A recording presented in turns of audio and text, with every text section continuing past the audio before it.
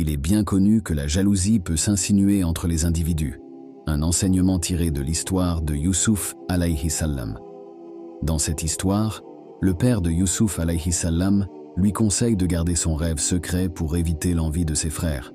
Cette leçon trouve un écho dans les conseils modernes donnés par des conférenciers motivants et des auteurs. Partagez vos rêves uniquement avec ceux qui soutiennent et comprennent votre vision. Ils mettent en garde contre le partage de vos rêves avec ceux qui pourraient vous décourager ou minimiser vos ambitions, soulignant l'importance de s'entourer de positivité et de soutien dans la poursuite de vos objectifs. Il y a donc cette sorte de jalousie dont il faut se méfier, et les personnes jalouses de vous pourraient réellement vous nuire de différentes manières, même physiquement, en essayant de vous abaisser au lieu de s'élever elles-mêmes et de vous utiliser comme exemple ou source d'inspiration pour se relever. Ils essayent de vous rabaisser à leur niveau. La jalousie est un fait de la vie et cela commence par ce que les gens voient.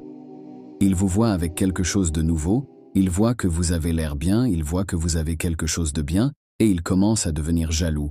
Et ensuite, cette jalousie peut se manifester de façon qui pourrait vous nuire, comme le mauvais œil. Le mauvais œil n'est pas une maladie spécifique où vous ressentez qu'il y a des éruptions cutanées sur votre peau ou que vous avez mal au dos. Non, cela diffère. Le mauvais œil de quelqu'un pourrait se traduire par tomber malade. Le mauvais œil de quelqu'un peut se traduire par être incapable de marcher et avoir des problèmes de genoux. Le mauvais œil de quelqu'un peut affecter ses revenus, donc il est licencié de son travail. Le mauvais œil de quelqu'un peut briser son mariage. Dans un hadith, il est mentionné que le prophète sallallahu alayhi wa sallam faisait une supplication pour ses petits-fils. Il disait « Je me réfugie dans les paroles complètes de Dieu, contre chaque diable, chaque vermine et contre chaque mauvais œil. » Rapporté par Sahih al-Bukhari. Donc, le mauvais œil est mentionné ici, mais qu'est-ce que le mauvais œil fait?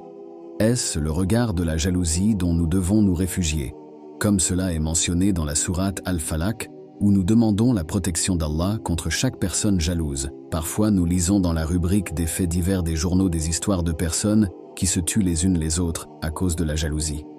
Nous avons donc besoin de la protection d'Allah contre les personnes qui pourraient être jalouses de nous, pour une raison quelconque dont nous pourrions ne pas être conscients. Donc, la mention du mauvais œil dans cette supplication n'est pas en soi une description complète de ce que l'on entend par mauvais œil ou ce que le mauvais œil fait. Mais en rassemblant les éléments, nous pouvons voir que c'est ce que l'on entend par mauvais œil, ou du moins à un niveau de base. Le prophète, paix soit sur lui, nous a dit qu'il y a quelque chose appelé le mauvais œil. D'accord.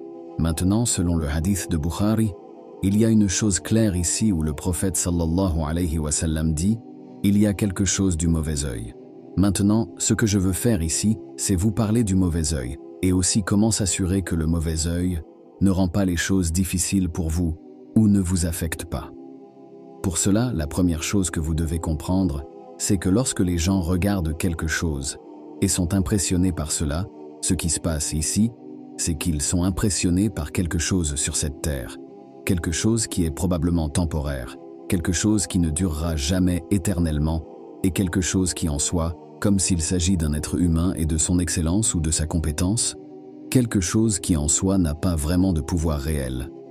Le vrai pouvoir, et donc ce que nous sommes censés faire, c'est regarder cette personne et se rappeler d'Allah en même temps, afin de reconnaître qu'Allah est derrière cette chose belle ou charmante qui vous impressionne ou vous fait vous sentir merveilleux à ce sujet. Donc, ce que nous disons maintenant selon le Coran, vous avez une phrase dans la sourate Al-Kahf qui dit « Masha Allah » et « La hawla wa la quwwata illa billah ». Personne n'a la force ou le pouvoir de faire quelque chose d'incroyable comme cela, sauf Allah. Donc, ce que vous avez fait, c'est que vous avez reconnu Allah Azza wa Jal lorsque vous avez vu cette chose merveilleuse. Maintenant, si par exemple vous ne dites rien ou vous avez oublié de dire quelque chose, alors ce que le processus derrière cela est que parfois Allah veut nous rappeler qui est le vrai puissant.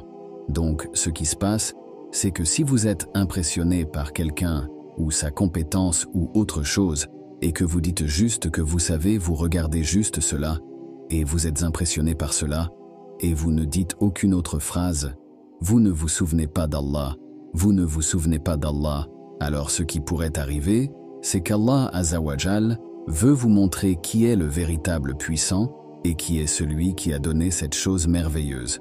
Donc, il pourrait y avoir un défaut là-dedans juste pour vous rappeler ou juste pour montrer, et certains érudits ont même dit qu'il y a une sorte de façon qu'Allah Azzawajal n'aime pas les gens à regarder les choses et à être impressionné par les choses alors qu'il devrait vraiment être impressionné par sa nature merveilleuse. Donc, il y a une sorte de réprimande lorsque vous sentez que vous savez pourquoi les gens ne reconnaissent pas vraiment le véritable pouvoir de ce qui est là. Quoi qu'il en soit, si vous voulez abréger, vous pouvez simplement dire « Masha'Allah », c'est bien, c'est une abréviation, beaucoup de savants ont dit que c'est aussi bien, mais il y a aussi une dans la sunna du prophète sallallahu alayhi wa sallam qui est que vous dites « Barakallahu fik ». Donc « Barakallahu fik » signifie que puisse Allah vous bénir. Alors maintenant, les deux de ces phrases nous ont été enseignées afin que le mauvais œil n'affecte rien. Donc, si vous dites cela, c'est une prière pour la personne et en même temps, vous essayez de demander à Allah de bénir cela, de faire en sorte que cela soit quelque chose qui prolonge cette chose et qu'elle ait une baraka. Rappelons-nous l'importance de la protection contre le mauvais œil et les influences négatives. En suivant les enseignements du prophète Muhammad sallallahu alayhi wa sallam et en récitant des invocations telles que celles mentionnées, nous pouvons nous prémunir contre les effets néfastes de la jalousie et des mauvaises énergies. Et voilà, nous sommes arrivés au terme de notre exploration du mauvais œil, cette croyance ancienne et universelle qui transcende les cultures et les époques. Que l'on choisisse de croire en son pouvoir ou non, le mauvais œil reste un témoignage fascinant de la façon dont les êtres humains cherchent à comprendre et à protéger ce qui leur est cher face aux forces invisibles.